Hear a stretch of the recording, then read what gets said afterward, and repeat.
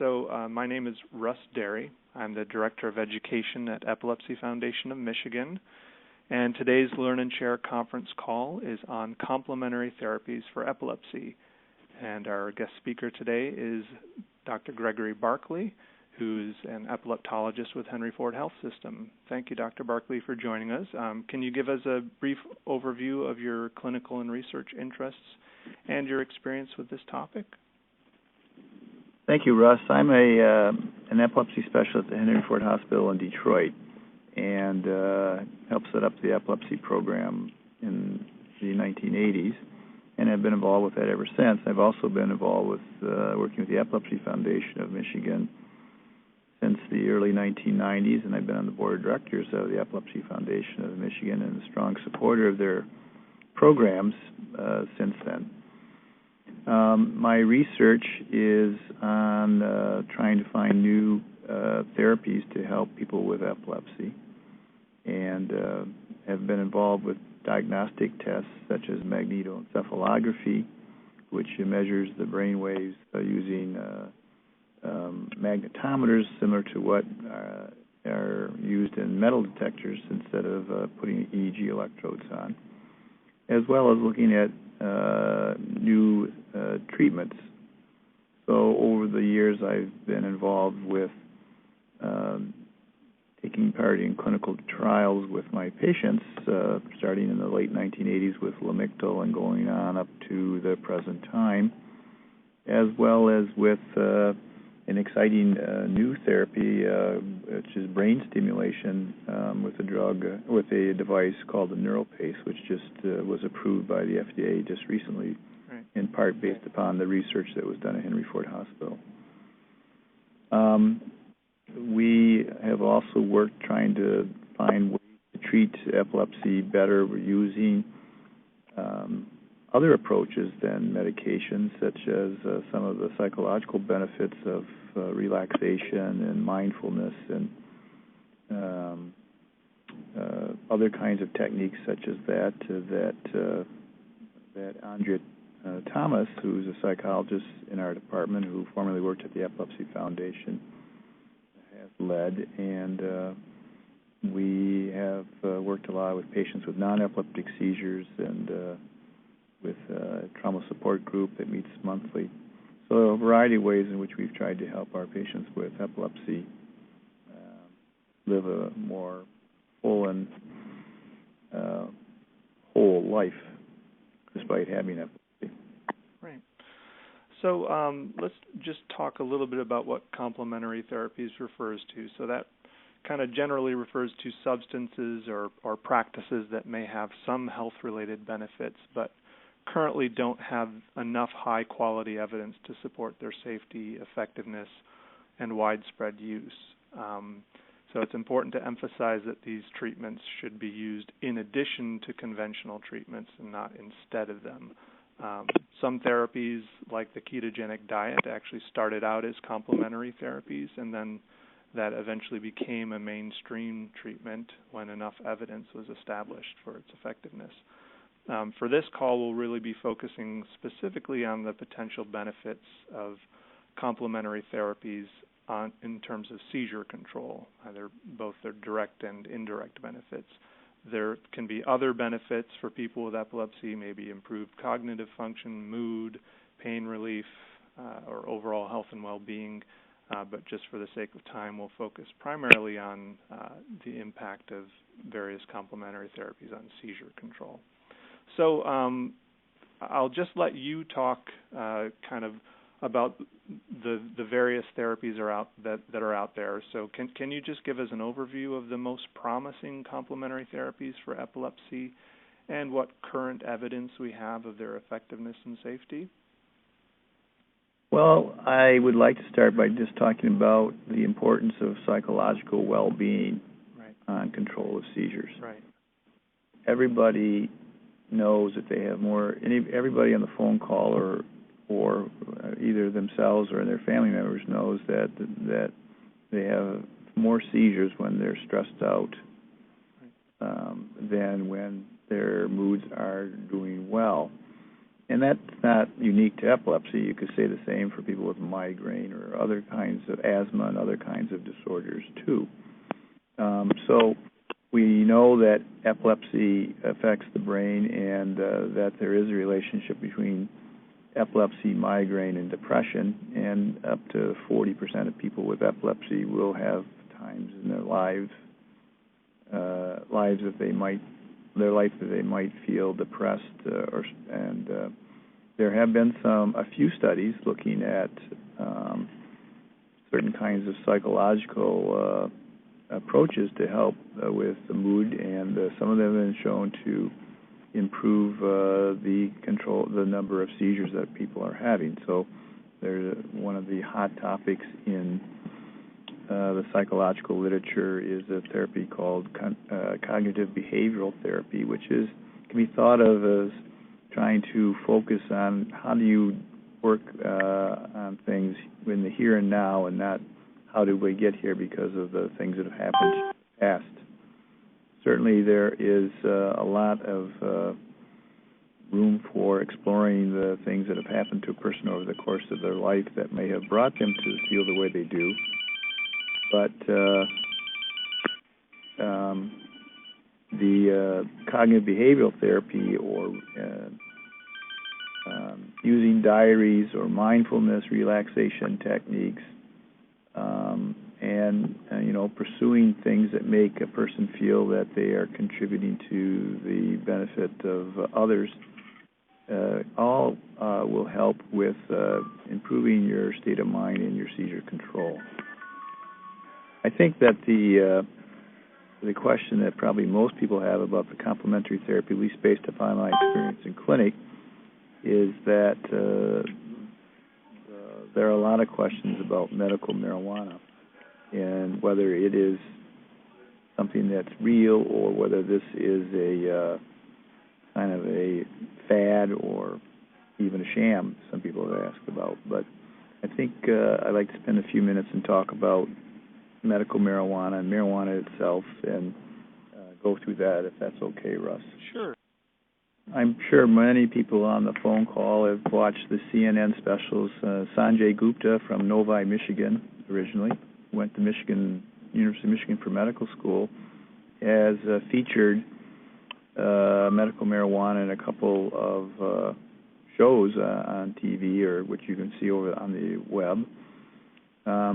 They have featured a little girl in Colorado named Charlotte Fiji, who has been using an oil laced with a type of marijuana high in a particular component, and her seizures, she has a devastating type of epilepsy called Dravet syndrome, was having hundreds of seizures a month and is now down to just a few seizures once in a while.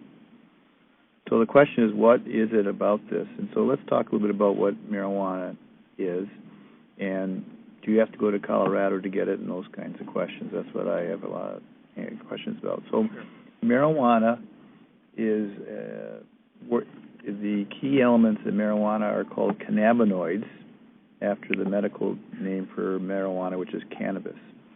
And just like the opium poppy, it turns out that the plant makes compounds that are similar in structure to certain compounds that are made in the body. And these compounds that are made in the body are called endocannabinoids, and they're made in the brain on a as-needed basis. Then they are detected by other nerve cells through receptors called the CB1 and CB2 receptor. There may be others as well.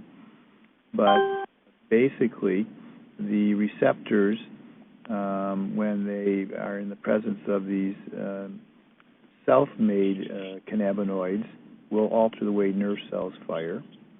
And there are plants that have made these compounds that are similar in structure, marijuana being the prime component. Now, marijuana has more than 80 different cannabinoid chemicals in the typical plant, and there is some evidence that the whole plant may be more effective than just one isolated product or another.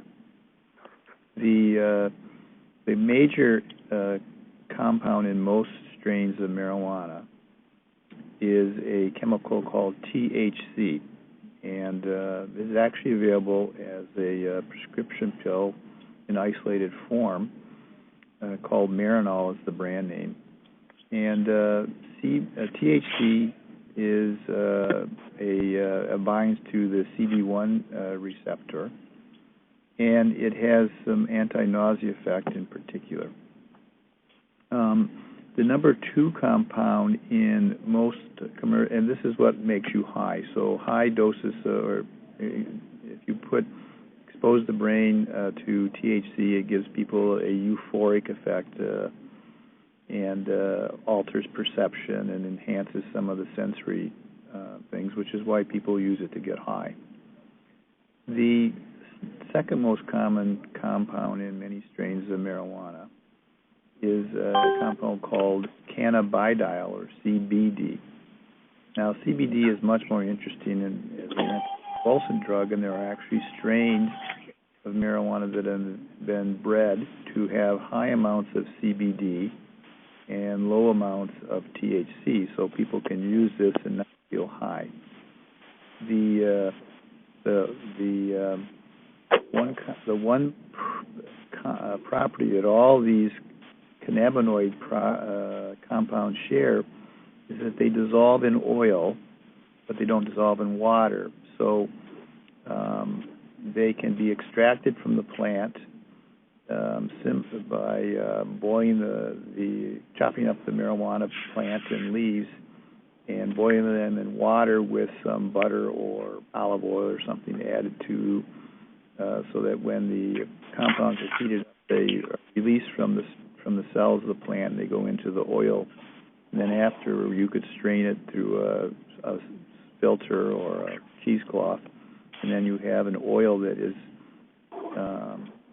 has concentrated cannabinoids. So for a little girl like Charlotte, there is a particular strain of plant that the Skinner brothers have bred that they use to make an oil that the little girl can have a certain number of drops of this, and this is what's helped her control her seizures. So you could actually make your own equivalent at home by taking marijuana and cooking it with butter or something. And it's my patients tell me it's a long, slow process. You have to spend about a day on a slow cooker, and your house smells like marijuana afterward. But then after you strain it, you can put the butter into the freezer and keep it, fresh for a while. So the key here is that compound had a high concentration of CBD. There are products around here that my patients have been using. The one's called Cannatonic number 4, and there's also Cannatonic number 7. And they have ratios of about 15 parts of CBD to 1 part of THC. So you're not likely to feel high the way someone who's buying marijuana for recreational purposes would with this drug. These compounds work primarily at the CB2 receptor, and they help the brain relax. They inhibit the release of excitatory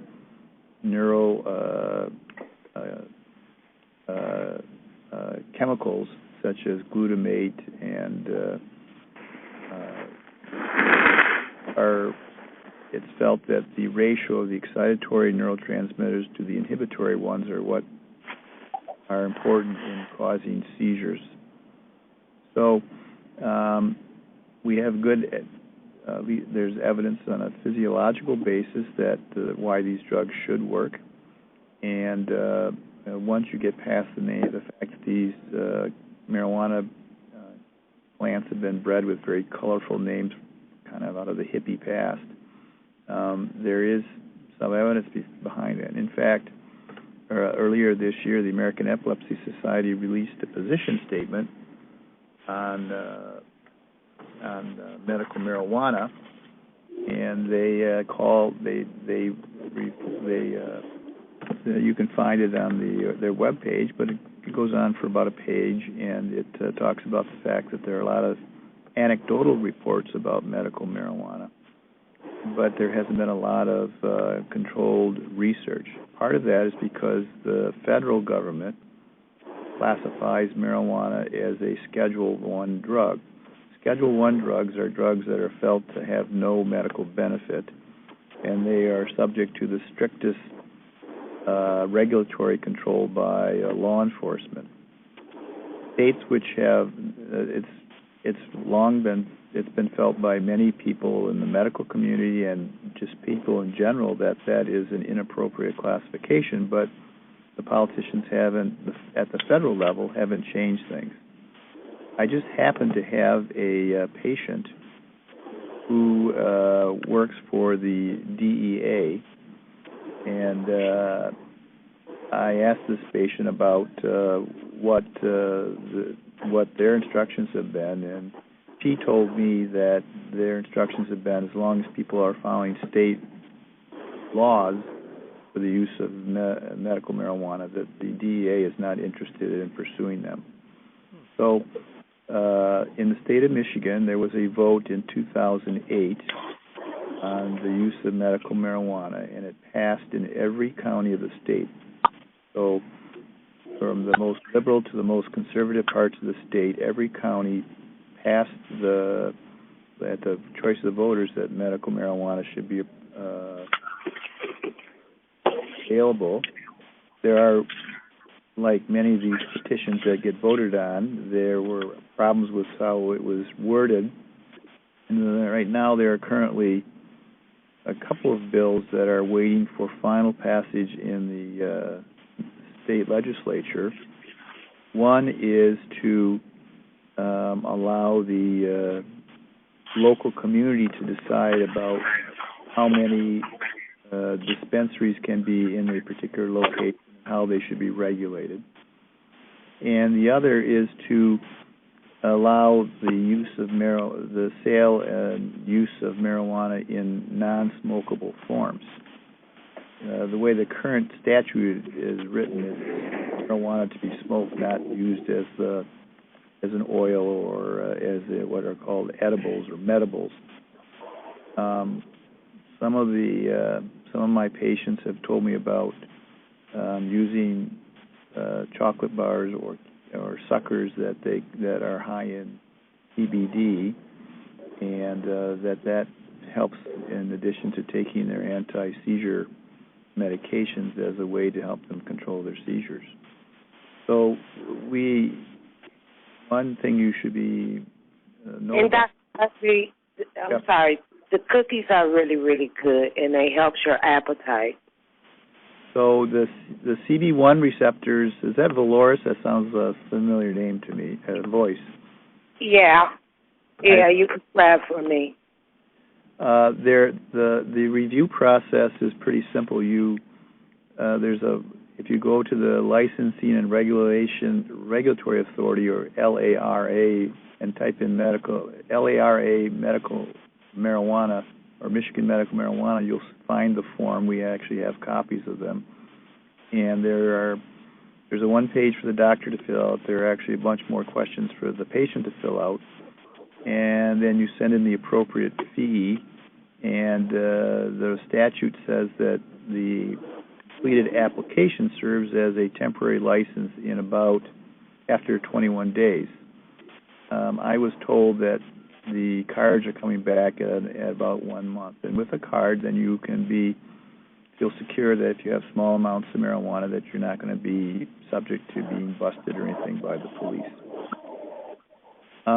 There are different attitudes by different members of the police about this. For example, Sheriff Bouchard in Oakland County is very strong in anti-marijuana, and so there are no dispensaries in Oakland County to speak of. As soon as they open up, he figures out a way to shut them down. Whereas you can find dispensaries in Wayne, Macomb, Washtenaw County, and elsewhere in the state. So I think that one of the questions I get about the form is this a prescription? No, the form is an attestation. They have on the physician page a number of conditions, including seizures or muscle spasms, such as people can have with MS, chronic and severe pain, severe nausea, AIDS, and a variety of other problems.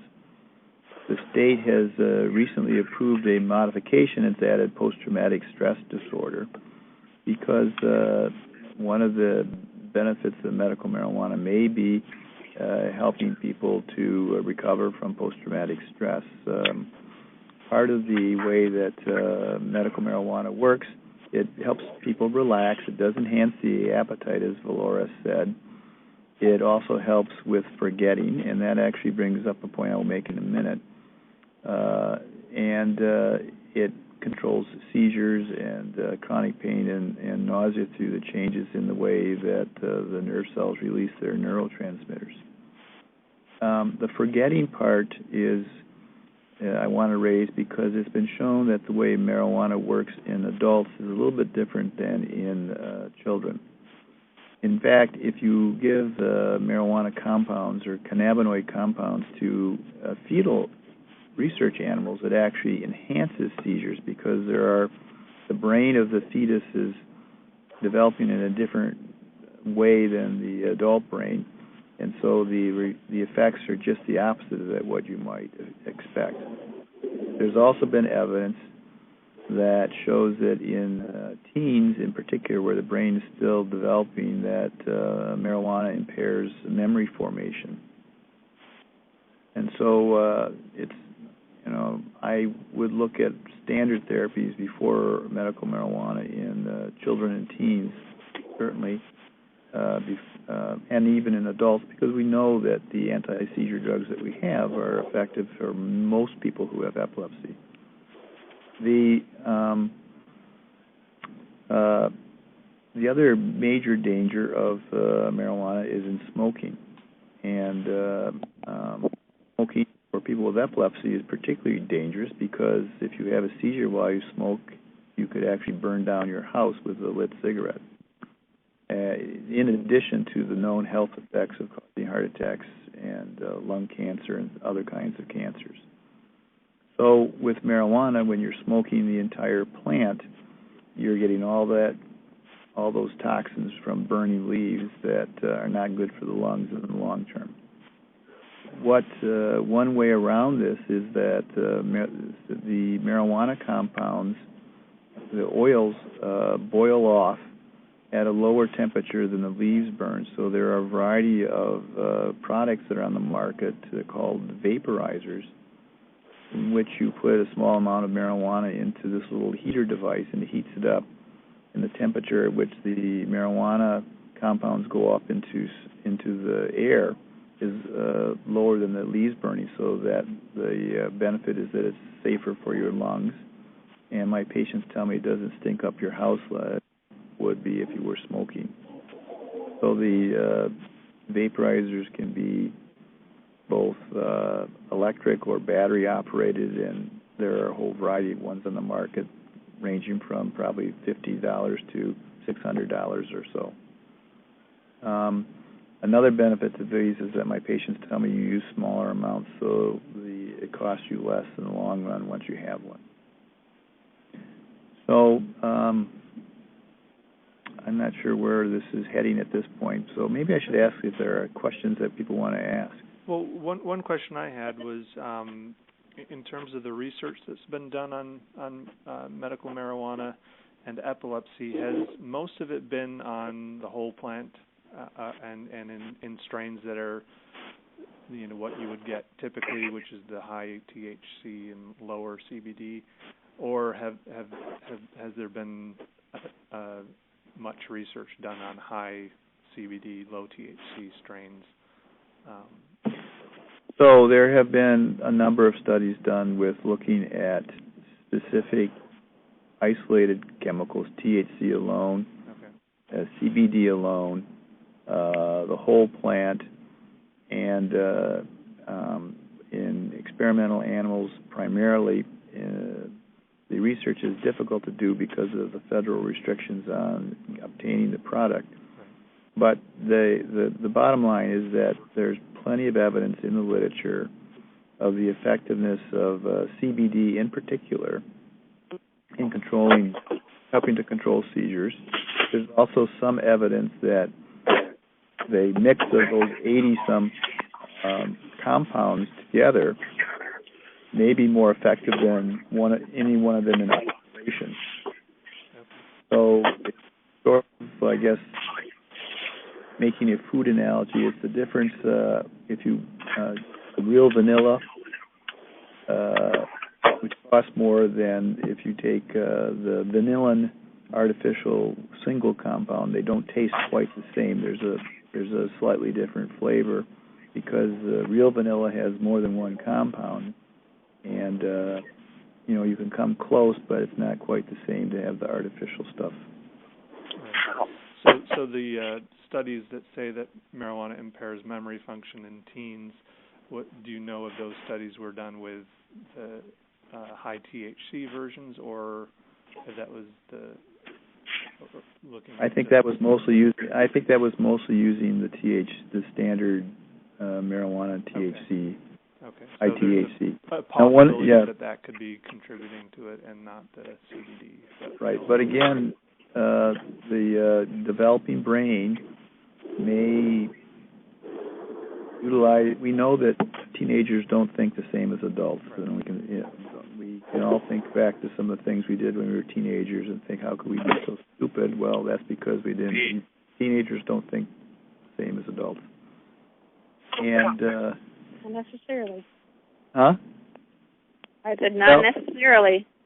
Yeah, well, but in general, there the teenage brain is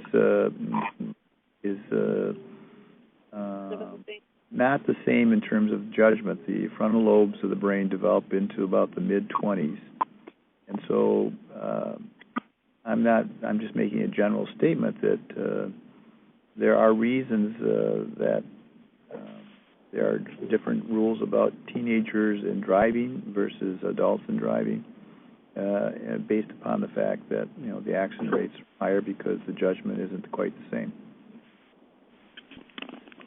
Okay, let's open it up for questions specifically about medical marijuana, and then we can move on to some other things topics as well. Anyone have? Dr. Barkley, my name is Dave. Yes. Just due to what you're saying about some side effects, and why wouldn't this be a first opportunity to combat seizures rather than some of the high side effects and addictions to other medications that we currently use?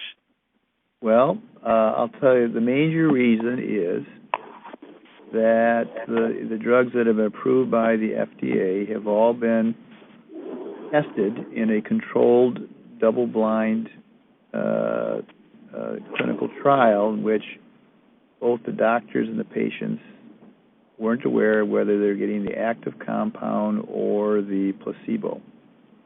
And those drugs have been shown in a statistically significant manner to reduce the number of seizures in the population taking the medication versus the top population taking the control placebo.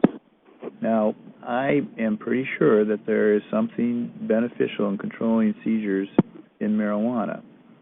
I'm also pretty sure that just like with any plant, that from one batch to another there is variation.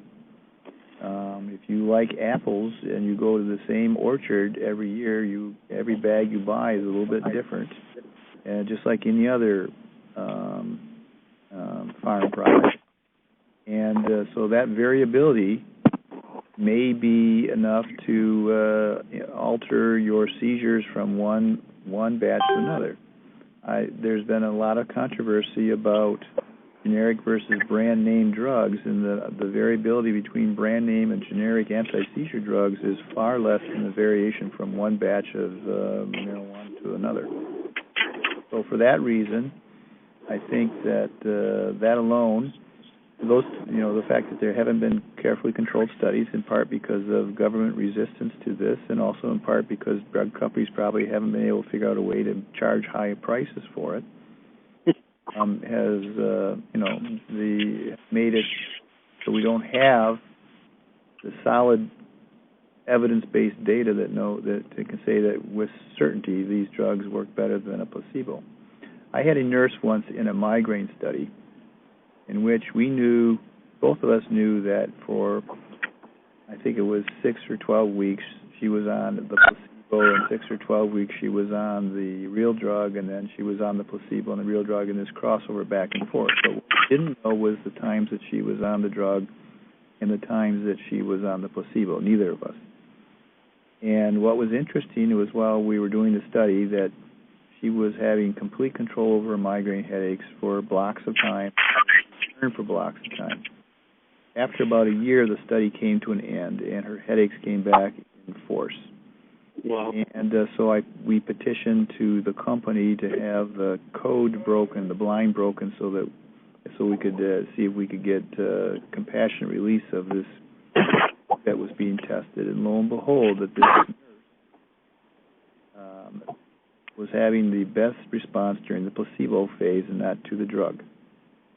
So that's the kind of thing you find out when you actually do a carefully controlled study. Things that seem to make sense don't always hold up when you try and control things as much as possible.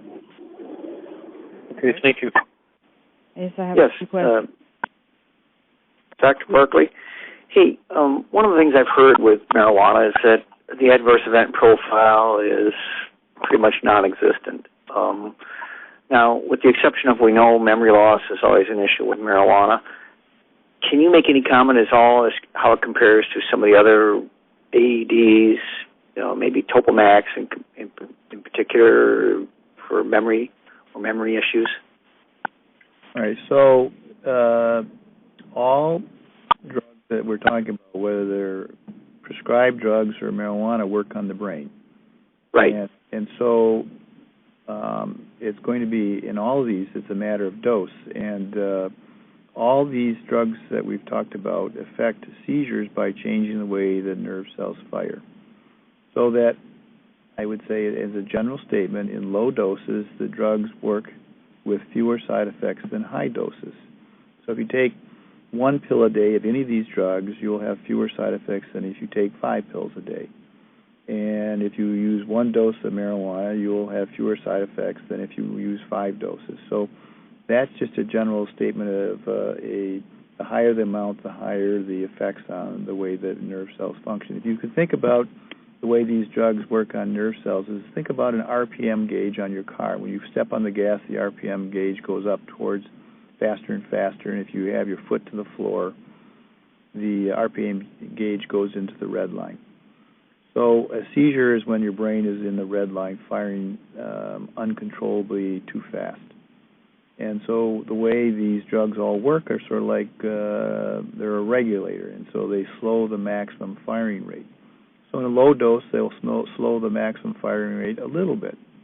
In a higher dose, they'll slow it more, and so you keep adding more and more of the medication until you get to a point where it stops seizures, but it doesn't make you so slow as that you can't think clearly, or you can't remember things, or you're staggering around, or you're too sleepy. So marijuana, the things that we like about a drug we call the effects, the things we don't like we call the side effects. But so, for example, if I'm giving someone a drug like marijuana, or even use an old drug, phenobarbital, and they can't sleep at night, and I give them that and makes them sleepy and they sleep better, well, is that a side effect or is that a benefit? However, if you're taking that in the morning before you go to try and work or go to school and you can't keep your eyes open, that certainly is a side effect. But they're both the same effects as they were. It just happens to be the circumstances and the timing of when you give a medication. So that's part of the art of prescribing drugs that will be in doses that are helpful without producing things that are unhelpful. So think about epilepsy, seizure control. The goal of treatment of epilepsy is very simple. It's like a coin. There are two sides. One is controlling seizures, and the other is minimizing side effects. So the best drug is one that produces no seizures and no side effects. Okay. Hey, thanks. Dr. Barkley? Go ahead. Yes. I still think that epilepsy is still a stigma in society. And when you speak of medical marijuana, it is used for other diseases, for example, glaucoma being one. So why can medical marijuana be approved for these other diseases, and why is there so much trouble for being approved for epilepsy? That's my question. Well, glaucoma is often cited as a reason for that, but if you look at the evidence for marijuana helping glaucoma, it's pretty weak. So I would say that, in general, marijuana's benefit for glaucoma is one of the least likely reasons for it to be used. It's not, for medical reasons, the state has about a dozen different reasons to use marijuana. It's for people who are on, you can check off the box that says weight loss from severe illness. You can check off the box for AIDS. You can check off the box for severe and chronic pain, seizures, muscle spasms, a variety of things like that. So I think that once we get to a point where more definitive testing can be done in a more controlled fashion, you may see blending of different marijuana compounds into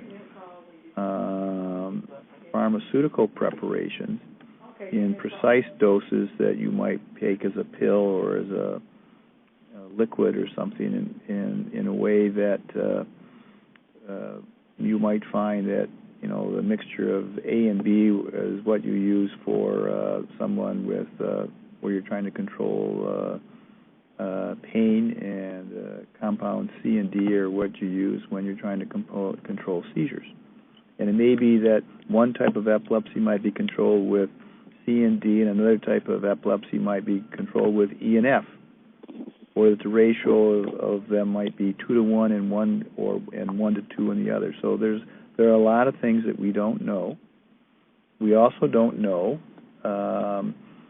how effective these drugs are after 5 or 10 years, because we're really kind of at the start of a new era with the use of marijuana in any kind of widespread use for patients. Now, I can tell you that I have had patients who have used marijuana for a decade or more that I know about, but I would say it's that the publicity and the interest in medical marijuana for epilepsy has really exploded in the last few years. So there are a lot more people who talk about it, ask for to have the forms filled out now than even 5 years ago. To ease the pain, if you will.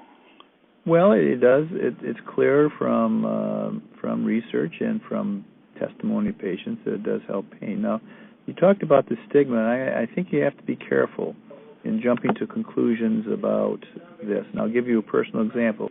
Yes. So I was in Depot Town, and we were walking to a restaurant, and we walked past a dispensary as two young guys on a beautiful sunny day walked out. One of them didn't even have a shirt on, and they must have been in their early 20s, and they looked like to be in the peak of health. And my first thought was, so these guys are probably buying some marijuana to go have a party tonight.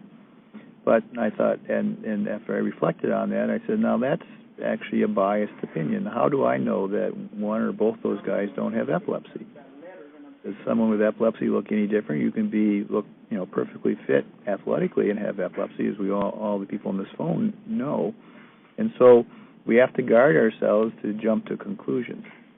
I think it's fair to say that from what I've heard from my patients, that medical dispensaries range from places where they are genuinely interested in selling strains of marijuana that help people with medical problems, to other dispensaries whose main goal is to make money selling marijuana for whatever reason, and then there are probably other places that are a mixture of both.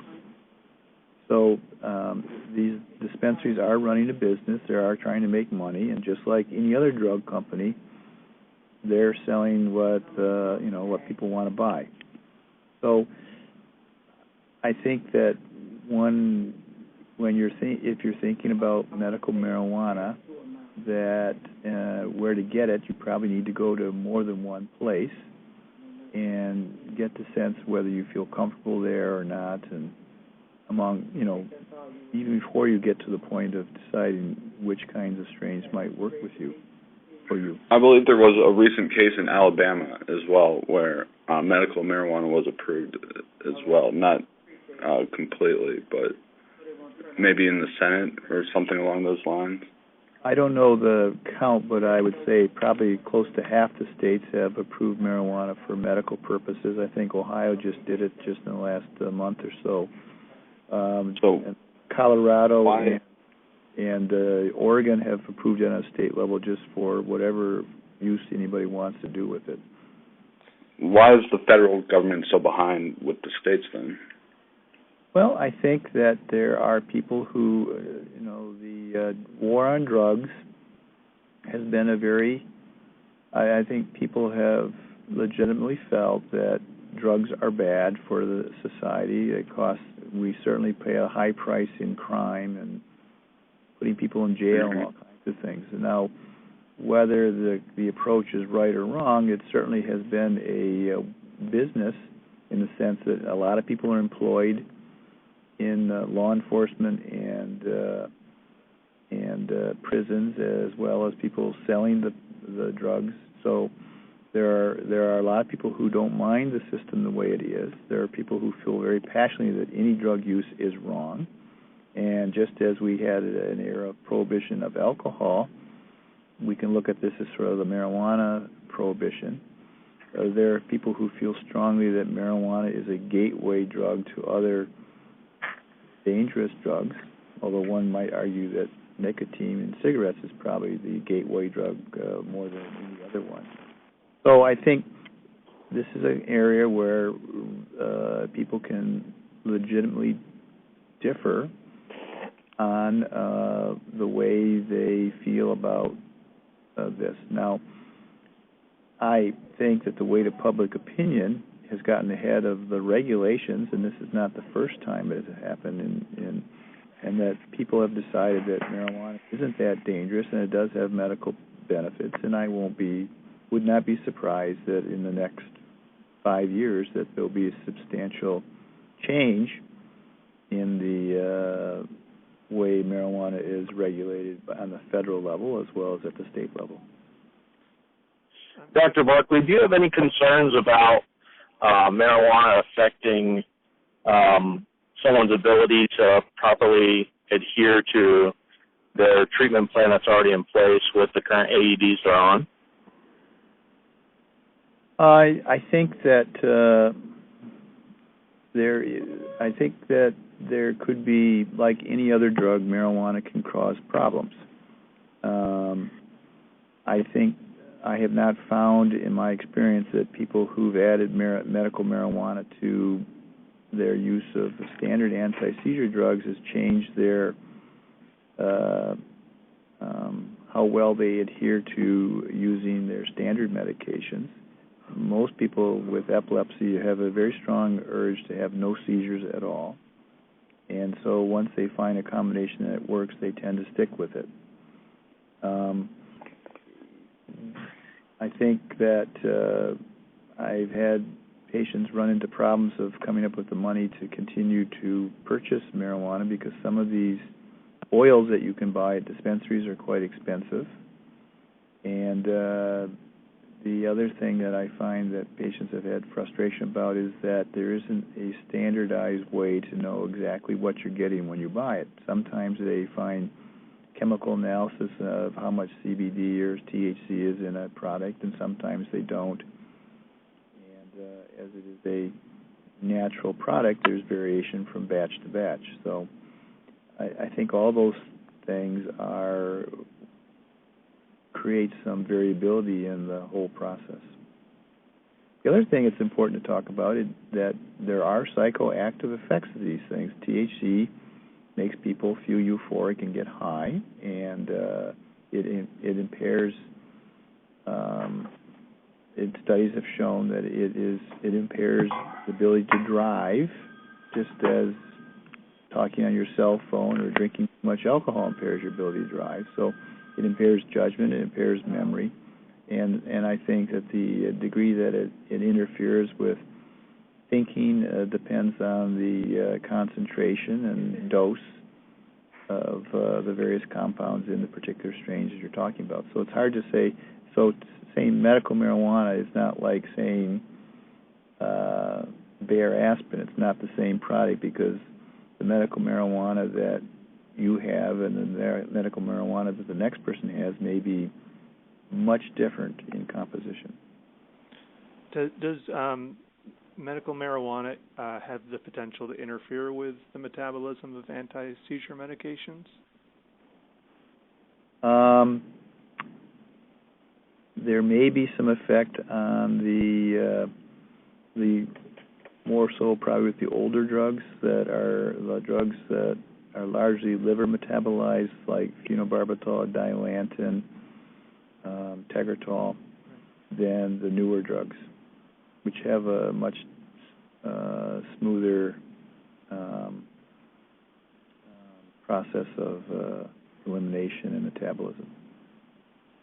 Okay, so a client I talked with mentioned that they had started medical marijuana in addition to the anti-seizure medications, and that after doing so, the side effects of the anti-seizure medications were greater, which would imply that it was actually slowing the metabolism of the drugs. No, that's not actually that.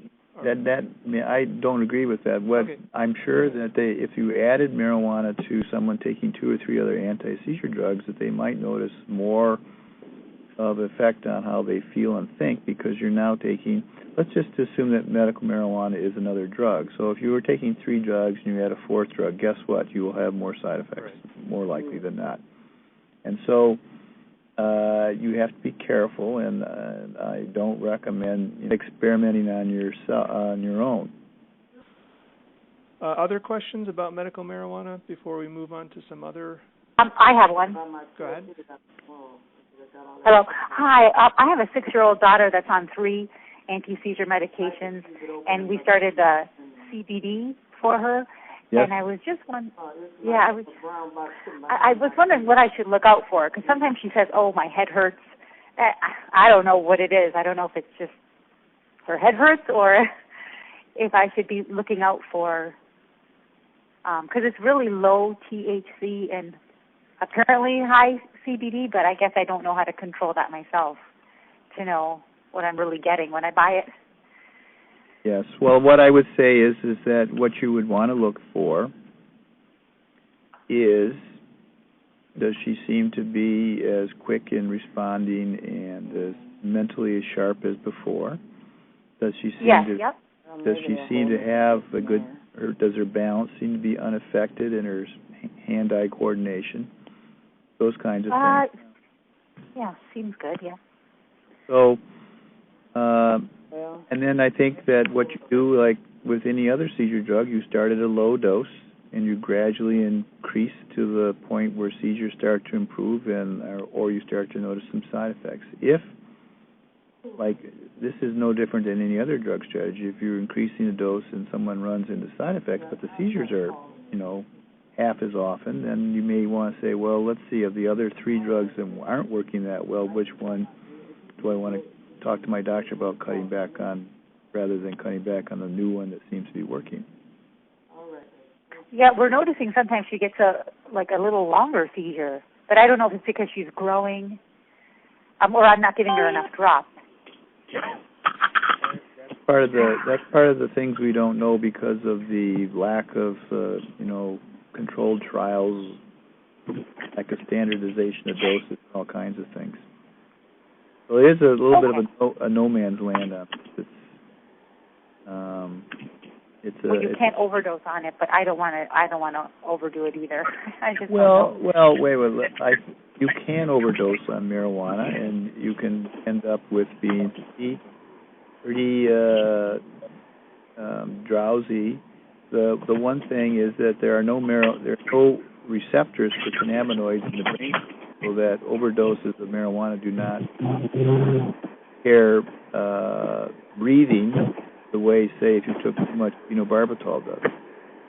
So get pretty on marijuana just as you can taking too much of any of these Tegretol or Depakote or any of the drugs that are used for the treatment of epilepsy.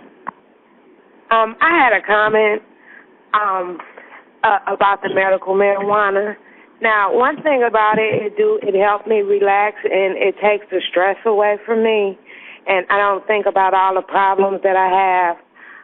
And also, like I say, I do not eat anything unless when I have one of them edible cookies or something like that, it helps me eat.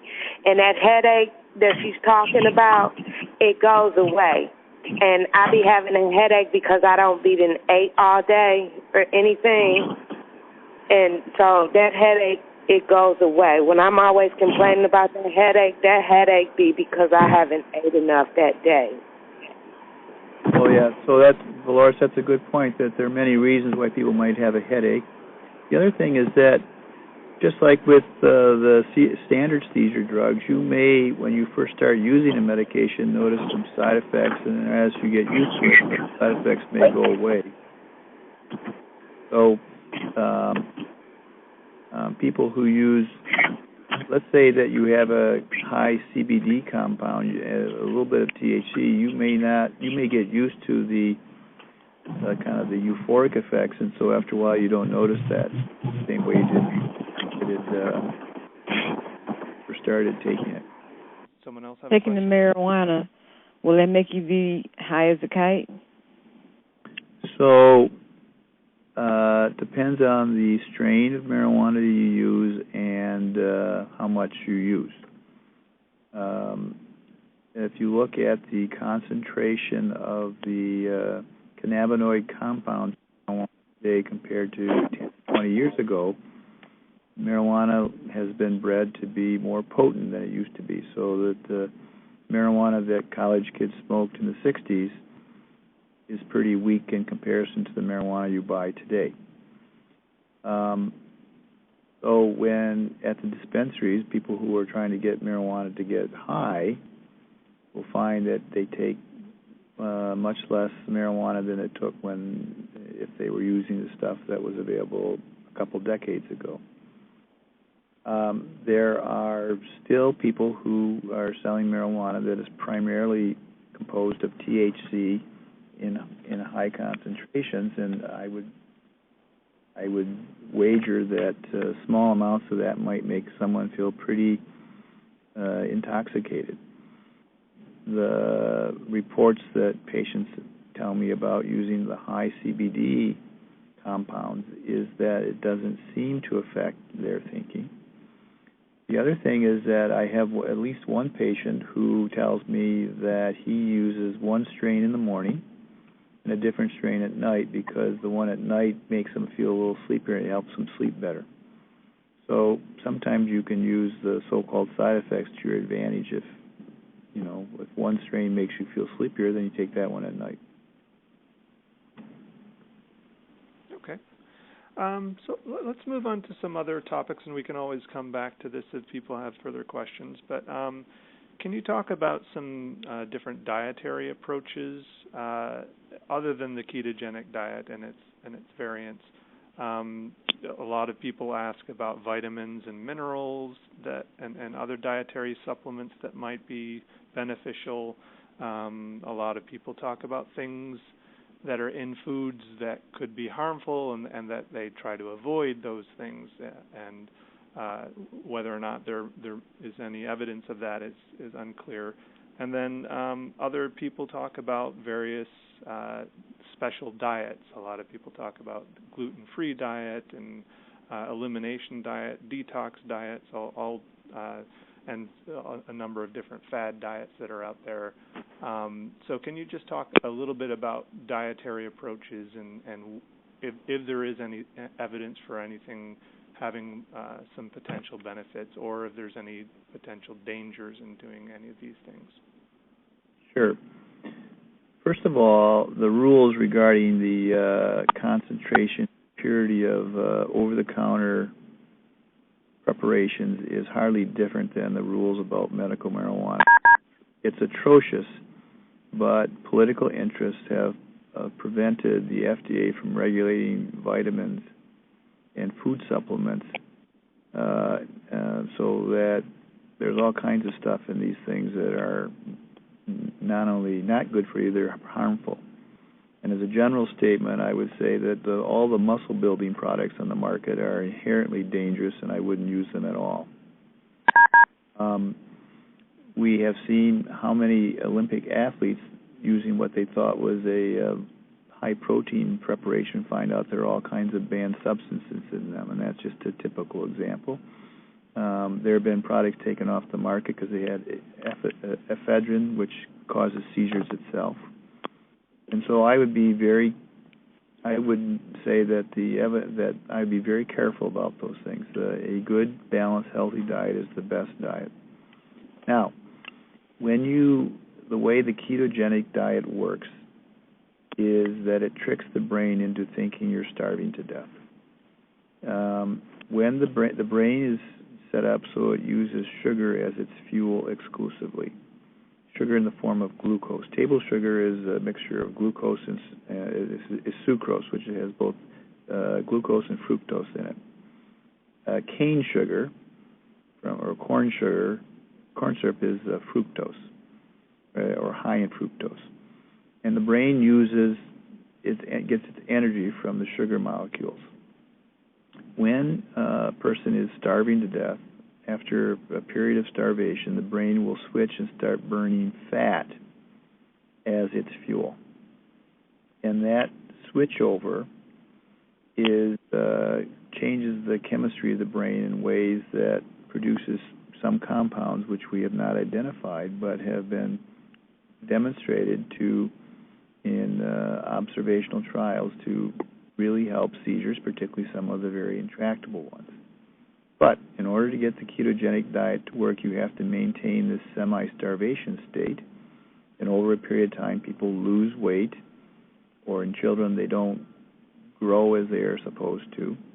And so the ketogenic diet, and it's very unpalatable because you can't have any sugar in any form, and so you end up eating all kinds of things like chunks of butter and cheese and things like that, which probably are not very good for your arteries for the cholesterol buildup. But it does help control seizures. There are reports that the kind of modified high-protein diet like Atkins diet has had some help in seizure control as well. But again, that's not a very healthy diet, and it's not something you can sustain long-term. I would say that if everything else has not worked, then the ketogenic diet might be something to think about, particularly in a child who has, the younger the child, the less say they have in what they eat, and a parent can force them to maintain the diet, whereas adults find it very difficult to maintain this unpalatable diet once you've been used to eating better tasting food. The other thing is as I mentioned, there's the ever-present risk that this may be causing hardening of the arteries. A variety of vitamins have been promoted in all kinds of ways for people to help with epilepsy. Back when I first started practicing, and most people were using Dilantin, it was very routine to put people on folic acid in addition to Dilantin, thinking that to help protect against some of the Dilantin side effects. Well, it's been demonstrated in controlled trials that folic acid does nothing to help seizure control and doesn't minimize the toxicity from anti-seizure drugs. So there's no reason to do that. However, if you are a woman of childbearing age, all women of childbearing age should take folic acid because folic acid is a vitamin that's important for the formation of the brain and spinal cord in the fetus. And it's most important in the first 6 weeks of pregnancy, which is just about the time when a woman's not where she is pregnant. So if you're in a childbearing range, then I would say by all means you should take a multivitamin that has folic acid. The typical dose in multivitamin tablets is 0.4 milligrams. And I would say that there's probably no harm in anybody taking a standard multivitamin if they wanted to. But if you're going to buy one, I go to find the cheapest one at a drugstore chain or at Myers or Costco or Walmart or wherever. So there have been tests looking at things like vitamin E and whether it helped the seizure, and the evidence was it doesn't make any difference. Vitamin D is a compound that is made in the skin when we're exposed to ultraviolet light. One of the things I can tell you that in people in Michigan, particularly after a nice winter such as we've had, if you haven't been taking vitamin D supplements, you're going to be low in vitamin D, and that can lead to increased risk for osteoporosis. It helps. Vitamin D helps with the body not develop diabetes. It also helps with prevention of cancer. It's been shown to help lift the spirits, and so it does a lot of good things. So adults, unless you have kidney problems or sarcoidosis, adults in Michigan should probably take about 2,000 units of vitamin D a day, and that's a couple pennies a tablet. And anything else in terms of dietary? Because certainly people mention a lot of things that seem to work for them or that they swear by, and largely what I've heard from most neurologists is that there's been very little in terms of dietary approaches that have been proven to be beneficial for seizure control. Right. The NIH has been looking at, they have a large research program in trying to identify herbal products that might be of health benefit. Mm-hmm. There have been some investigations of Chinese herbs. So far, they have, in the comparative trials where they actually have a placebo, they have shown no benefit. And I would be very careful buying any products from China, because if you've ever been to China, you realize that there's so much counterfeiting going on. I'd be afraid to know what you were getting. Right. So people have to ask about herbal teas. I think that some of the simple herbal teas may be helpful for relaxation, but one has to be careful in high doses of any of these things because you really don't know what's in them. And there are herbal products that can be dangerous. As I mentioned, ephedrine causes seizures itself. Okay. Does anyone have any questions about dietary approaches or things that you've used that have been helpful, or things that you were wondering whether they were helpful or harmful? Any questions before we move on to others? Okay. You mentioned some of the relaxation techniques. Can you talk about some of the specific techniques that have been found to be helpful in terms of bringing about relaxation and stress reduction, and whether any of these techniques might actually directly influence seizure activity, or if it's all via stress reduction? Well, I think that one has to be careful in saying, why does something work? Right. I'll give you a perfect example is the reason why we think anti-seizure drugs work.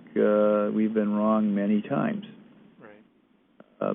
I'll give you, for example, Depakote was found purely by accident because in the 1960s, the NIH had a drug discovery program for anti-seizure drugs, and a variety of compounds were being tested by a particular laboratory, and they all showed a lot of promise. And then they took and powdered the pills and put them into the feed instead of injecting them, and they didn't work at all. So they started to look into what was going on, and what they discovered is that, as I mentioned earlier, that oily substances dissolve in oils but not in water, and vice versa, and that in order to get compounds into the brain, they have to be able to pass through the blood-brain barrier, which means that they have to be fat-soluble. So one of the ways you make things fat-soluble is, as anybody who's washed dishes knows, if you put a little bit of a detergent-type compound, the fat will bead right up and get put into a state that can be dissolved. And what they were using these injectable products was a simple carboxylic acid. It's an organic acid, not much different than vinegar, called valproic acid, which was, lo and behold, how Depakote was discovered. Interesting. In the first anti-seizure drug that was developed in the 1850s was bromide therapy, and it was discovered for all the wrong reasons. They thought that at that time that masturbation caused epilepsy, and they knew that when bromides were given to people with psychiatric problems that they lost their sex drive. So someone thought, well, since masturbation causes epilepsy, we give them bromides that will stop them from having seizures. And indeed it does, but it doesn't because of its effect on the sex drive. It's because it works to open up chloride channels, which are inhibitory for brain activity. So there are a lot of things why things work and what we say why they work may be entirely different. So why does Kepro work, or Lamictal work, or Dilantin work? I think that it probably works for several different reasons, each of those drugs. So I don't want to get too hung up on why, but do they or not. Okay. A couple other therapies that have been shown some promise with epilepsy is neurofeedback. Do you know anything about, or how? It's very hard to do placebo-controlled. Well, actually, there have been. But go ahead. There have been studies of using EEG for biofeedback, and the most carefully done studies showed no value in that. But there has been in some of the relaxation techniques, and clearly the laying on of the hands through massage or Reiki therapy or all those kinds of things do make people feel better, and I think that when people feel better that they have fewer seizures. So I think those are all techniques that everybody should employ. I strongly encourage everybody to use mindfulness and meditation and keeping a diary of how you're feeling. I think it's important to every day be thankful for all the nice things. The temperature was warmer today by about 10 or 15 degrees than yesterday, and that's something to be thankful for. And tomorrow it's supposed to be in the upper 70s. So I also noticed on the way into work today that the apple trees are blossoming, and I thought how beautiful that is. And you need to celebrate little things like that as you go through your day, because that does lift your spirits. Yeah, certainly. There's been a lot more research on positive psychology and the benefits of that for life in general. So, are there particular treatments that are being that claim to be effective for epilepsy, and often they claim to be effective for virtually everything, that could actually be dangerous for people with epilepsy? Well, I think there are a number of things that can be dangerous. First of all, we've talked about medications that are helpful, but there are a number of drugs that we know cause seizures, and people should avoid them. For example, there are a number of antibiotics that are commonly prescribed that cause seizures. The most widely used in the class is a drug called Kepro, which is often used for bladder infections. And Kepro and its chemical cousins, Levaquin and Avelox and Floxin and other drugs that are quinolone antibiotics, block the calcium channels in the brain, and they cause seizures. I have a number of people who did not have any epileptic seizures until they took one of those drugs. High doses of stimulant medication can sometimes set off seizures, so you have to be careful. In some of the people with asthma have to be kind of careful with theophylline therapy. Caffeine is a mild stimulant, and I think in reasonable doses it doesn't cause a significant effect on the seizure threshold. The biggest drug in society that's related with seizures is alcohol, and it's probably worth talking, since we're talking about alternative therapies. Alcohol actually is an anti-seizure compound when you first start drinking. So as you are drinking some alcohol, it acts as an anticonvulsant drug. But then when you stop drinking and go to sleep, then as it washes out of your system, it turns the tables and it makes the brain more sensitive to seizures. So the seizures that happen in association with drinking typically happen 12 hours, 18 hours, 24 hours after you were out drinking. And it's a question of the more alcohol you drink, the more likely it is that you will develop a seizure. So the safest thing is to not drink alcohol at all, but probably for people with epilepsy, an occasional drink of alcohol, particularly with food and not on an empty stomach and not in association with staying up late and getting too excited, and maybe not too dangerous to do. A common group of drugs that people with epilepsy should avoid are sedating antihistamines. These are all the drugs like Antivert, Benadryl, NyQuil PM, Tylenol PM, all those kinds of anything that says PM in it to make you sedate. All the over-the-counter sleeping aids lower the seizure threshold, and I would. Let's open it up to general questions now. We have about 10 minutes left. Does anyone have any questions about any complementary therapies we've discussed or any we haven't discussed? Russ, this is Star. I have a question. Okay. When he was talking about like the Tylenol PM and stuff, and it lowers the threshold for seizures, what about melatonin? Will it lower the thresholds for melatonin if you're taking like 30 to 50 milligrams? So melatonin probably in small doses doesn't have an effect on seizures. It may be helpful because sleep deprivation is a common cause of breakthrough seizures.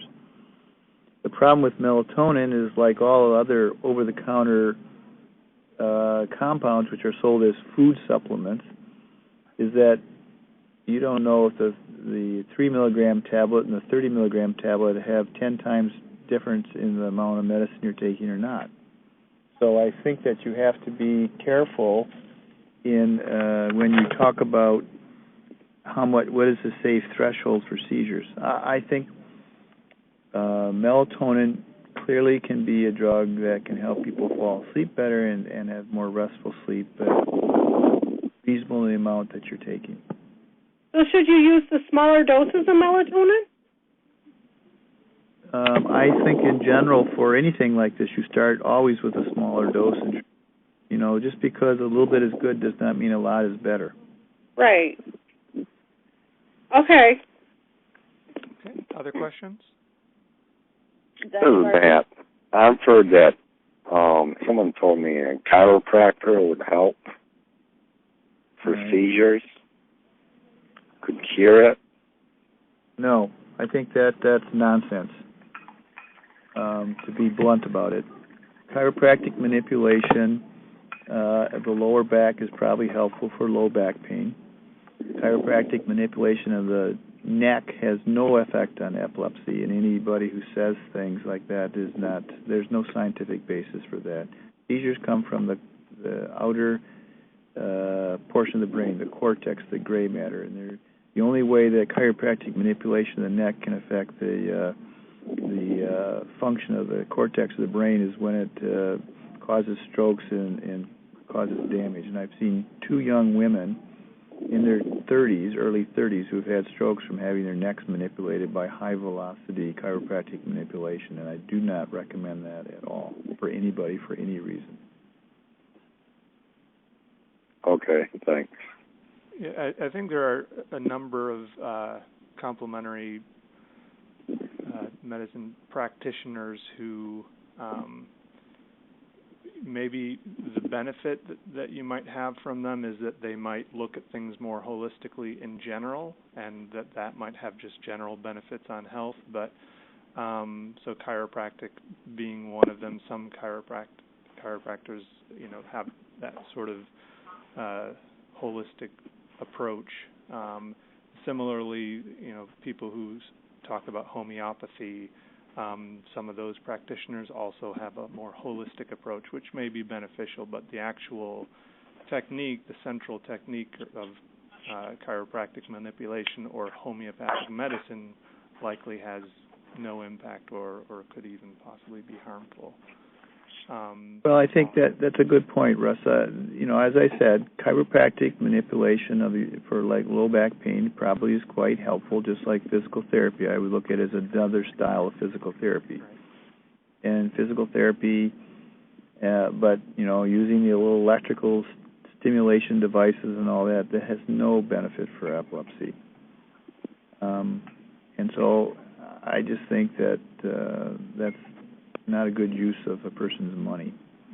The homeopathy is the concept doesn't make a lot of sense. They say that small doses of natural products will have a more beneficial effect on the body than the harsh chemicals in the drugs that are prescribed by physicians like me. Well, the reality is that these harsh chemicals prescribed by doctors like me started out as plant products that have been refined and purified and precisely regulated so you know exactly what you're getting. And this goes back to what we talked about earlier. Part of the problem with medical marijuana is because of the federal government's prohibition of being able to standardize the products and control how much you're getting and exactly what you're getting. You don't know. There's a certain amount of uncertainty about what exactly is happening with each batch you have. Similarly, even things that are sold as food supplements like melatonin. Melatonin is a perfectly good drug for and has reasonable and good uses for helping people sleep but it's not regulated because it's labeled as a food supplement. People with arthritis take glucosamine and chondroitin. Those certainly are beneficial in treatment of certain arthritic conditions. But the way the politicians who have been lobbied by the manufacturers of these products have prevented the FDA from being able to regulate them. In Germany, in order to put a product on the market as a herbal supplement, or you have to actually do the same kind of scientific studies and have the same regulatory requirements they have for prescription drugs, and that's what should be done. Right. Someone else had a question? Can I ask about magnetic therapy? A friend of mine said you can buy a mat that you sleep on. It's called a biomat, and that should help with. But I have not looked into it. I was just asking if you would. Know anything about it? Yeah, well, I actually have a great interest in magnetic fields because my research in magnetoencephalography uses magnetometers to detect the magnetic fields of the brain. I think that magnets makes no sense from a neurological point of view for controlling seizures. No, okay. All right, thank you. I would save your money. Okay. Other questions? What do you think now of the vagus nerve stimulator now, Dr. Barkley? The vagus nerve stimulator does work.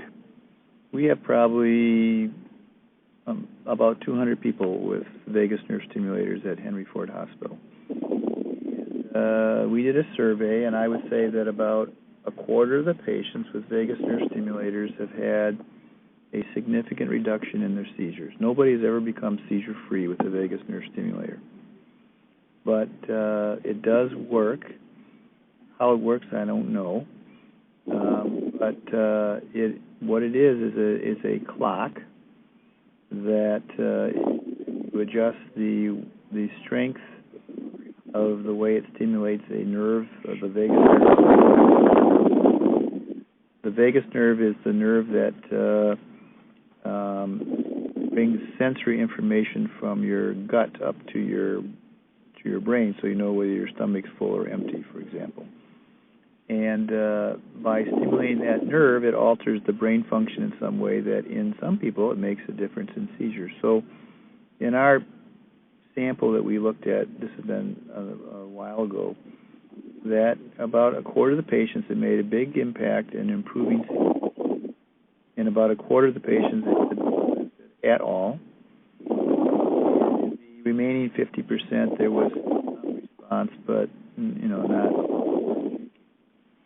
So if you are a patient who has not had control of seizures with trying standard medications, and your seizures continue, then by all means it's time to review whether you might be a candidate for surgical techniques.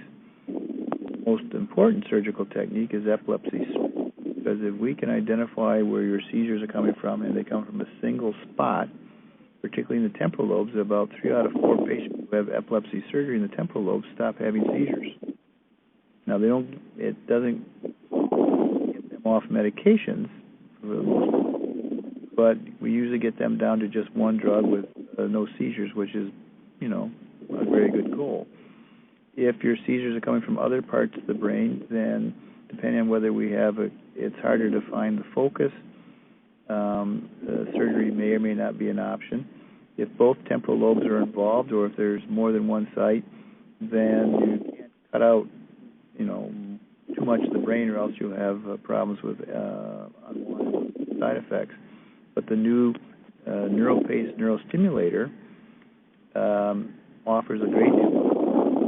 We're very excited to be able to about a dozen patients with it as part of our research, and we're very excited to be able to offer this as a type of therapy that we will do. Sorry, because there's somebody breathing in the phone, but I didn't hear what you said. Someone is still breathing in the phone. If you could mute your line. Let me finish up with the NeuroPace. So the way the NeuroPace device works is that the stimulator device is implanted into the skull, and then electrodes there are 2 wires that come out of it, each of which have 4 contacts. And the NeuroPace device acts like a continuous EEG machine at those 8 contacts, and detects brain waves continuously. And then by analyzing your brain waves, we can program it to respond when certain seizure patterns are seen, to fire back and try and block the spread of seizures. And it has made a great improvement in the lives of a number of our patients. There's one guy, engineer, who was able to go back to work for the first time in a decade. There's another patient who's seizure-free except when his dad gets him too stressed out. Most of our patients have had a significant improvement in seizures, and we picked some of our most difficult patients. There was one young man who's having, before we started the trial, he was having 15 seizures a day or more, and he's down to one or two mild ones a day that are so mild his family can't even see them, but he can feel them. So it's really improved the quality of his life significantly. Is that the RNS? The NeuroPace is the company. The technique is their brand name. I think they call it the RNS, which means Responsive Neurostimulation System.